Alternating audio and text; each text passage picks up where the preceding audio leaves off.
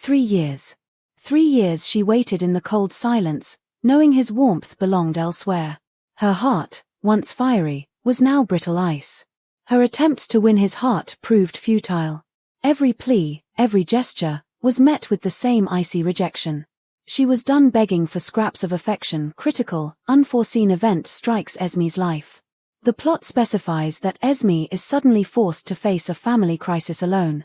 This crisis is usually severe in this genre, potentially involving a grave medical emergency concerning a parent or the catastrophic financial collapse of her birth family's assets. The situation requires immediate, substantial assistance, likely involving Victor's influence, legal power, or financial backing, making his involvement critical. The suddenness of the event heightens Esme's desperation. Esme confronts Victor, perhaps via a desperate phone call or a rushed, late-night meeting, detailing the severity of the crisis and pleading for his assistance. This confrontation must show Victor explicitly prioritizing his mistress. The narrative structure requires that this betrayal be complete and unambiguous. He abandons her to face a family crisis alone, choosing instead to stay by his mistress' side.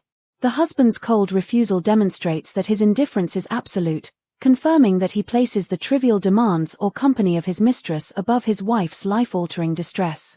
Left utterly alone after the rejection, Esme hits emotional rock bottom. This moment is not characterized by hysterics but by a stark, silent clarity. The profound realization sinks in: Victor does not care, and their marriage is an empty contract. The desperation gives way to a cold, powerful resolve.